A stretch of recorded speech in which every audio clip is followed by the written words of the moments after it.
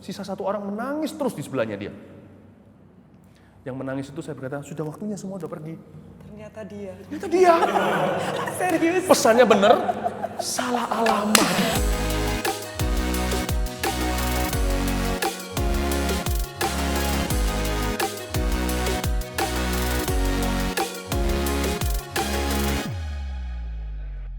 Itu namanya the gift of the words of knowledge, atau di 1 Korintus 12 dikatakan karunia berkata-kata dengan pengetahuan. Itu bukan pengetahuan IPA, IPS, itu bukan pengetahuan yang bisa dipelajari, tapi hanya Tuhan yang bisa tahu. Nah, kita bisa secara general atau secara umum menyebutkan di sini ada orang pusing gitu ya, pasti ada. Tapi kadang-kadang spesifik, saya masih ingat hal-hal seperti itu. Seperti contohnya saya pernah bilang dalam salah satu ibadah di gereja, saya bilang di sini ada orang yang goresannya ada 7, dan itu orang mau bunuh diri dan dia sudah lukai. Datang ke sini, saya mana tahu. Saya baru datang dari luar kota, langsung khotbah dan sebagainya. Saya juga harus orang yang maju dan tunjuk, dan kita hitung sungguh-sungguh ada 7. Apakah itu kebetulan? Bisa aja kebetulan, but what's the odds here? Bagaimana mungkin hal-hal seperti itu kebetulan diulang-ulang dan selalu tepat? Apakah saya hebat? Bukan sih, tapi belajar untuk taat saja. Sumbernya, caranya, pengalamannya gimana beda-beda. Kadang-kadang mendengar, kadang-kadang melihat, kadang-kadang hanya iman gitu aja. Yang pasti kata-kata berkata-kata dengan pengetahuan itu keluar dari itu adalah kata-kata yang munculnya dari roh kita ketika melayani, bukan dari otak kita. Dia hanya melalui our brain, but they don't come from our brain. Ya, karena saya tidak sempat memikirkan dan mencerna. Saya ucapkan, dan itu ada. Tujuan utama dari karunia berkata-kata dengan pengetahuan, hikmat, marifat begini adalah untuk memberi pesan kepada semuanya bahwa Tuhan tahu kalian berada di mana dalam hidup ini. Meskipun tidak satu-satu dinubuatkan, tapi seperti sebuah pesan singkat dari Roh Kudus lewat kejadian satu orang ini ditemukan di dalam kebaktian di tengah-tengah ribuan orang, untuk memberitahukan kepada semua orang tak ada satupun yang terlalu kecil yang luput dari perhatian Allah. Allah tahu dan menghitung rambut di kepalamu. Tujuan akhirnya kemuliaan Tuhan, bukan pembicaranya yang dimuliakan. Ini hebat sekali dia peka. Dan tidak boleh karunia seperti ini dimunculkan hanya terpisah, lalu terpisah dari yang lainnya. Harus selalu berada, tetap harus ada pengajaran yang sehat dulu. Ada penyembahan kepada Tuhan dalam sebuah ibadah. Karunia ini tambahan untuk memberikan suatu penekanan, Yesus ada di sini. Pernah enggak saya salah seperti itu? Pernah. Karunia-karunia seperti ini kita bisa, bukan mencoba-coba loh ya, jangan coba-coba. Cuman kalau kita ucapkan itu memang perlu iman. Suatu hari ya, saya ceritain satu kejadian lucu. Diceritain sekarang lucu, tapi waktu saya alami itu, wah menderita itu. Lahir batin rasanya itu, malunya luar biasa. Di kalangan beberapa pendeta-pendeta, waktu itu saya masih muda, masih pelayanan youth. Lalu waktu saya kumpul sama beberapa hamba Tuhan yang senior itu, kita doa sama-sama, tiba-tiba Tuhan taruh sesuatu pesan. Saya datang ke seseorang, semua orang lagi tersungkur berdoa nih, persekutuan doa gitu. Saya tumpang tangan kepada satu orang dan mulailah keluar campuran hikmat, marifat, dan nubuatan. Beberapa hal yang sifatnya God's promises, janji Tuhan, ada juga pengetahuan. Saya ngomong sama dia, pernikahanmu begini, rumah mobilmu bagaimana, saya beritahu, semuanya, amin, selesai. Lalu orang itu ngomong sama saya sebelum di akhir ibadah, dia berkata, terima kasih Pak Pendeta untuk pelayanannya. Hanya saya belum menikah, tidak punya rumah, tidak punya mobil. Malu nggak?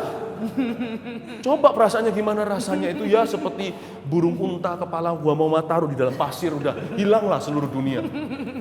Aduh, malu saya. Gimana kalau begitu? Ya belajar humble lah, nggak usah sok rohani. I'm sorry, I'm still learning. Saya beritahu sama semua pendeta yang ada di situ, maaf ya kalau saya salah. Tapi firman yang saya bagikan itu semuanya Alkitabiah. Maafkan saya masih belajar. Terima kasih untuk pengertiannya. Merah muka saya, tapi harus kesatria. Pergilah orang itu, pendeta-pendeta semua pergi. Sisa satu orang menangis terus di sebelahnya dia. Yang menangis itu saya berkata, sudah waktunya semua udah pergi. Ternyata dia. Ternyata dia. Serius? Pesannya bener, salah alamat. Oh my goodness. Tahu? Dia berkata, thank you, terima kasih Pak Pendeta, itu untuk saya segalanya. Saya berkata, kok tadi nggak angkat tangan dan berkata, koreksi gitu, bela aku, Kalau belalah kemuliaanku. Kalau saya ambil tangan Ko Philip sini kok. Iya kan? Waktu orang itu pergi, dan besok hari akan dilanjutkan itu persekutuan, jadi ada ronda 2-nya. Dengan orang yang sama, saya sangat tergoda untuk pembenaran. Roh Kudus ngomong sama saya, Don, part of pembelajaran, enggak apa-apa. Pada waktu Gehazi pura-pura mengatasnamakan tuannya Elisa minta uang dari Naaman. Nah, waktu Elisa tahu, Elisa nggak kejar tuh. Si Naaman berkata, tadi bukan aku. Fitnah, itu bukan saya. Nggak gitu ceritanya. Nggak usahlah. Dan orang-orang yang sama ini semuanya, sebagian adalah orang-orang yang tetap hari ini saya muridkan di dalam Tuhan. Dan mereka tidak pernah menganggap itu sesuatu. Kalau kita hatinya benar dalam Tuhan, kita mau belajar bahkan dari kesalahan. Tidak akan ada kesalahan fatal kalau kita hidup dalam firman. Salah kita paling cuman salah operasional, tapi nggak pernah salah fondasional. Ya, jadi jangan takut mengalir dalam karunia, bukan untuk coba-coba. Kalau hati kita iba untuk melayani orang lain supaya orang lain dekat sama Tuhan atau jawab kebutuhan, then I think God can use anyone.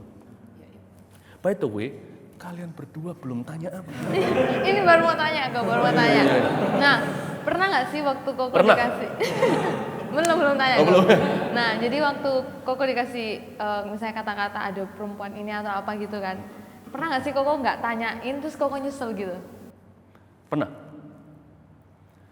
Penyesalan saya bukan yang marifat gitu, tapi ada suatu nubuat atau suatu hari di Kanada tahun 96. Saya mengajak satu orang untuk ke gereja. Saya ajak, dia mulai mau. Tapi habis itu dia diajak oleh saudaranya untuk tapi dihalangi oleh saudaranya, jangan pergi ke gereja lagi. Saya berusaha, selalu ada momoknya yang ajak dia untuk menjauh. Ya sudah, lama-lama saya berkata, ya sudahlah, orang bisa milih sendirilah, masa saya paksa. Singkat cerita, saya mau pulang ke Indonesia karena liburan musim panas. Saya bangun tidur itu biasanya kalau orang bangun tidur gimana ya, bengong-bengong dulu atau tenang dulu atau gimana, atau kalau dia telat sesuatu dia pasti akan terburu-buru. Pokoknya nggak mikir apa-apa kan, apalagi kalau tidurnya nyenyak. Itu dingin kan di Kanada, jadi saya tidurnya itu bisa pulas gitu. Bangun juga tiba-tiba waktu bangun itu ada suara sepoi-sepoi basah, suara hati sih. Telepon orang ini, ajak dia ke gereja, ajak dia beritakan firman kepada dia. Bukan khotbahin loh ya. Jangkau maksudnya. Gak apa-apa, nanti aja. Saya pulang ke Indo dulu, pulang rumah dulu untuk liburan, ya kan, liburan panjang. Nanti pulang ke sini lagi, saya akan telepon dia. Roh Kudus ngomong lagi di hati, saya nggak tahu itu Roh Kudus waktu itu. Apakah ini suara hati? Kok tiba-tiba ingat dia? Harus telepon, now, telepon dia sekarang, now. Saya nggak telepon. Minggu itu saya pulang ke Indonesia, dapat kabar, lompat. Meninggal dunia, yang ngajak lompat adalah saudaranya. Yang mati adalah orang yang saya jangkau. Saudaranya tidak mati. Angka-angkanya itu banyak 6, ini tidak tahu itu kebetulan enggak ya kalau kita mau cocok-cocokkan. Lantainya, bulan 6-nya, tahun 96 semuanya. Seperti setan ngece saya. Kalau hari ini suatu hari kita ketemu di sorga, kalau semua di sini selesai, kita semua dipanggil Tuhan atau Tuhan datang, please, saya sudah buka rahasia, jadi jangan kalian nanti cemoohkan saya kalau kalian lihat ada goresan di wajah saya di sorga, satu goresan tidak taat itu, dan satu orang yang harusnya saya jaga. Ya nggak boleh saya menuduh diri saya sendiri, ya enggak, saya sudah damai dengan itu kok. Tapi gimana pun juga tetap ada tandanya pada saya, tanda ketidaktaatan itu. Itu yang membuat saya hari ini, kalian mau ngomong apa juga tentang saya, tentang kita, saya tidak akan peduli, saya akan terus jangkau jiwa-jiwa like there is no tomorrow. I don't care. Jadi nanti suatu hari, when you see me in heaven, when we see each other in heaven, I will not be this handsome. Akan ada goresan di sini. Once upon a time, I let someone perish. Ya. Ngomong-ngomong tentang FKA atau mission trip kok, cara persiapan Koko sendiri gimana? Kan kadang Koko mungkin katakanlah ke suatu negara untuk mempersiapkan mission trip. Kan di hotel, kamar hotel sendirian mungkin kau berdoa. Kamar hotel itu sendiri kan mungkin kita nggak tahu sebelumnya ada siapa pakai, untuk apa. Persiapan Koko itu gimana sih? Maksudnya FKA di sini mungkin teman-teman pada semuanya. Festival Kuasa Allah adalah sebuah kebaktian kesembuhan ilahi yang tidak disebut kebaktian kesembuhan ilahi. Jadi banyak mujizat terjadi, tapi slogannya adalah perjumpaan yang tidak terlupakan dengan Tuhan. Nah saya, FKA pernah diadakan sampai di mana-mana mancanegara, di Taipei, di stadion-stadion terbesar, di Kaohsiung juga, pernah kita adakan di Myanmar 2 kali, di Malaysia, Kuala Lumpur, sampai di lapangan besar, puluhan, sampai di outdoor, sampai di lapangan, bukan hanya di dalam gedung karena tidak muat. saya untuk mempersiapkan seperti itu gimana caranya? Ada nggak ada FKA, saya datang ke sebuah hotel. Kalau tinggal di tempat yang tidak tahu, siapa dulu pernah ke situ.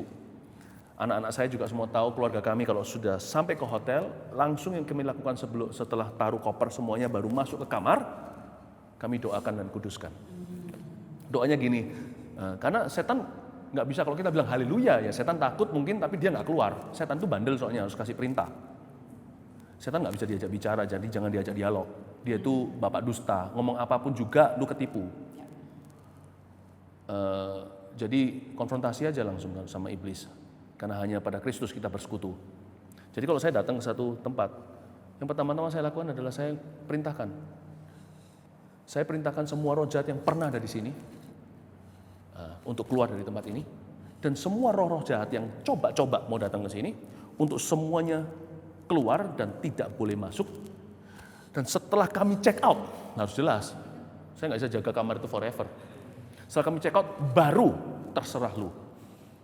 Tapi selama me and my family ada di ruangan ini, tempat ini akan menjadi bait suci, tempat ini akan menjadi altar Tuhan, sucikan, kuduskan dengan darah Yesus, dalam nama Yesus, amin. Buka koper. Kalau di FKA, setelah buka koper, remote semuanya TV, saya nggak lihat TV, nggak apa, nggak makan bahkan, udah tutup 3 hari saya bersekutu dengan Tuhan Yesus di situ. Saya ngapain aja di sana? Rahasia, baca sendiri di buku Holy Spirit My Best Friend, itu buku juga ada di online di mana-mana. Saya 3 hari, kadang-kadang 2-3 malam di situ. Kalau saya ke luar negeri kan saya mesti datangnya berapa hari sebelumnya supaya saya bisa berdoa dan sembahyang. Nah, kalau saya mau ngomong sama orang tentang Tuhan yang nyata, saya harus terlebih dahulu masuk hadirat Allah dong. Saya nggak bisa main teori, sebab kerajaan Allah bukan soal kata-kata, tapi kuasa. Karena itu saya harus masuk ke hadirat Tuhan dulu. Bagaimana saya bisa dapat roti wong saya bukan pabriknya? Saya sama pengemisnya dengan orang lain yang saya layani. Cuma saya datang gagah, kenapa? Karena saya makan dulu. Orang lain masih di pelataran, masih belum masuk enggak. Saya sudah masuk ke dalam ruang maha suci. Saya keluar beritahu, hey guys, di sini ada roti. Makanya itu saya berpuasa dulu, karena saya bukan Tuhan. Ya kan? Kalau mau tahu persisnya seperti apa, nggak saya beritahu di sini. Ada yang nggak di buku. Waktu di FKA ngelihat Koko di akhir dari khotbah, ajak jemaat berdoa, nyanyi, host kesaksian, pimpin PAW gitu ya. A lot of things going on gitu. Itu karena jam terbang atau gimana? Because looks like effortless gitu loh. You really enjoyed it. How did you do that? Ministry to me is simply enjoying God and enjoying God with people. Jadi no pressure sih, bukan karena ministry itu, kalau beberapa orang pelayanan itu seperti performa, bahkan hidupnya pun jadi beban kan, dia merasa harus membuktikan diri ya, itu karena gambar dirinya kurang pulih. Saya juga nggak pulih-pulih banget, tapi lebih pulih dari saya dulu. Saya semakin hari semakin dipulihkan. Namun begini, kalau saya begitu itu ya melayani itu bagi saya menikmati Tuhan sih. Dan saya nggak mau menikmati Tuhan sendiri, saya mau menikmati Tuhan bersama-sama dengan semua orang yang hadir saat itu. Jadi bagi saya move ke sini ke sana, semuanya saya mendoain orang kayak atau nyanyi. Seperti tadi gimana tuh, kamu lebih bisa dari saya malah Andre. Soalnya kalau realnya di saat teduh saya, waktu saya nyembah Tuhan dan sebagainya, saya gitu juga, saya suka sekali apa itu namanya bahasa Indonesianya apa itu? Humming itu bahasa Inggris. Bergumam, menyanyi, bergumam gitu, bersenandung. Oh iya bersenandung. Saya lebih lama lulus kuliah kok malah lebih tahu. Ya kan, jadi bersenandung. Karena memang saya gitu kalau saya sama musik, gitar saya nyanyi, bersenandung sama Tuhan. That's a real me. There's no faking in ministry. Konsentrasi tinggi juga dong. Kenapa? Iya kan? Ya pasti itu enjoying gitu ya, dan it's real gitu. But still ya, itu require skill nggak sih untuk tahu kapan momen masuknya, Ya dong. kapan jam terbang juga ya tuh? Ya pengalaman kita ditambahkan ya. Dan juga yang penting kita waktu melayani orang itu we don't fear people, nggak takut orang. Karena kasih melenyapkan ketakutan. Jadi dengan kata lain, kalau kita takut sama orang itu, kita tidak bisa mengasihi dia. Kita akan memberitahu apa yang dia suka dengar, bukan apa yang dia perlu dengar. Karena kita mikir yang penting dia happy, yang penting dia bahagia. Yang penting dia senang maksudnya, bukan bahagia. Jadi kalau saya melayani depan orang, saya enggak mau takut sama mereka. Meskipun saya ini dulunya pengecut, artinya Mengunci saya itu pemalu. Saya di episode berikutnya, yang sebelumnya kan saya pernah cerita kalau saya itu dulu itu orangnya itu very shy. You can be violent, but you could be a shy person karena introvert, makanya itu ekspresinya nggak keruan, menyalurkannya sembarangan, pelampiasan maksudnya. Tapi sejak saya kenal Yesus, saya belajar bukan hanya menjadi lover of God, tapi lover of people. Bukan hanya mengasihi Tuhan dan mengasihi orang, manusia, termasuk mengasihi orang yang not quite lovable, tidak mudah dicintai, orang-orang yang suka mencibir saja dan sebagainya. Itu saya selalu cari hal yang baik dari mereka, tujuan mereka baik, mereka concern-concernnya, mereka nggak ngerti doa Yesus di kayu salib, ampuni Bapak, mereka nggak tahu apa yang mereka perbuat. Itu sering kita bisa mencintai orang dengan cara begitu juga. Saya belajar to love people, jadi kalau melayani di depan orang gitu ya, I don't fear them. Saya nggak takut mereka, supaya saya bisa berguna buat mereka. Noted. Nah, saya juga nggak takut sama semua yang lihat ini. Tadi Kuku ngomong soal heaven ya. Nanti di surga ya pengen lah ketemu kita semua nih ya. Nanti kita coba tetanggaan gitu ya, seru kali ya. Selain dari Tuhan Yesus, kalau Kuku nanti di surga pengen cari siapa terus duduk ngobrol sama dia. Setelah ketemu Tuhan Yesus, saya kepingin ketemu anak kami, anak saya dan istri saya yang gugur. Waktu itu keguguran, jadi seharusnya ini anak kedua saya. Sekarang kami anak 3. Anak pertama dan anak kedua, di antaranya itu ada satu anak yang gugur di dalam kandungan mamanya. Saya kepingin ketemu anak yang telah kami beri nama Faith. 3 bulan saya lihat waktu dia keluar. Saya kepingin ngobrol sama dia karena dia nggak kurang kasih karena dia bersama dengan Bapak di sorga.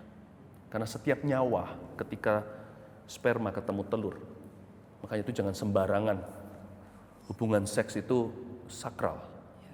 Ketika sudah ketemu seperti itu sudah seorang insan. Ada rohnya manusia itu sebelum dibentuk seluruh tubuhnya lengkap. Dia sudah manusia di mata Allah. Cuma tinggal sisa jarinya, nanti yang terakhir minum DHA mamanya, supaya otaknya dibentuk di semester terakhir kehamilan. Karena itu aborsi adalah membunuh. Ya, saya kepingin duduk, dia tidak kurang kasih Bapak, karena dia bersama dengan Bapak di sorga. Anak-anak saya kalau dibandingkan dengan apa yang diterima oleh anak kami yang satu di situ, anak kami yang di sini yang kurang kasih, karena kasih kami tidak sempurna. Cuma dia tidak pernah merasakan kasih ayah di dunia. Saya kepingin duduk sama anak saya itu, ngobrol-ngobrol banyak. Saya mau ceritain, kalau saya dulu yang pergi, nggak tahu lah ini kok melo-melo, nggak mau. Cuman kalau ya seharusnya idealnya kan gitu, ayah dulu kan yang paling tua. Kalau sampai saya pergi dulu, saya mau cerita dia ini cicinya, adik-adiknya itu seperti apa, maminya seperti apa, saya mau cerita. Setelah dia, saya mau ingin ketemu Rasul Paulus. Oh ya, why? Karena saya anggap Rasul Paulus itu banyak mementori saya lewat surat-surat dan teladannya. Kisah para rasul itu Rasul Paulus itu hook my heart, hook me. Iya. Ya, karena saya melihat banyak sekali, kalau bilang kemiripan kayak sombong banget, jauh sih. Dia bujangan, saya menikah, nggak bisa sama. Teman, I envy Timothy. Timotius punya seorang bapak rohani yang begitu bagus. I wanna meet. Terus siapa lagi mau ketemu? Siapa lagi tuh? Saya mau lihat Sam Simpson. Mau lihat itu dia bicepnya segede. Kalian ada nggak yang pengen kalian ketemuin? Kalau saya pengen ketemu Daud. Oh iya. Pasti Pengen sama imut-imutnya dong sama mereka. Kalau saya sih lebih pengen ketemu nama saya. Kan rajanya umur 8 tahun, maksudnya kayak gimana sih modelnya dulu 8 tahun mimpin kerajaan pada 8 tahun gitu, kayak modelnya gimana? Kamu ya harus di sini. Maksudnya kayak aku membayangkan waktu di surga itu gimana sih dia. Dan bahkan dia itu jadi orang yang raja yang Nama dia Yosia. Jadi Yosia. ada Raja Yosia di Israel yang masih kecil. gitu. Penasaran sih. Kayak gitu. Yang penting pokoknya kita semua namanya harus tulis di dalam kitab kehidupan dulu. Ya, bener. Nah, kalau semuanya ada yang belum kan nggak nyampe ke situ. Kita nyampe ke sana kan bukan karena kita orang baik ya. Setiap kita kan pasti ada dosa awal semuanya ya. Satu-satunya jalan Yesus. Yesus Kristus. Orang-orang muda jangan sia-siakan hidup ya. Saya kenal Yesus dari umur 18 tahun sih. Kalian dari umur berapa? Dua-dua. Dua-dua. 18. 18 juga ya, sama ya. Oh, terus 13 tahun. 13 tahun. Betapa beruntungnya karena papa berbahagia yang orang tuanya sudah kenal Tuhan, ya kan? 16. 18. 18. Iya. Jangan buang waktu, segera terima Yesus ya. Yeah, this is such a fun conversation. Thank you Ko Philip Thank you. for being with us. Kita sangat terinspirasi dengan kehidupan pelayanan Ko Philip juga. Tanpa berasa waktu sudah berlalu. Salam before mentoring buat Anda semua. God bless you, see you and bye. Bye-bye.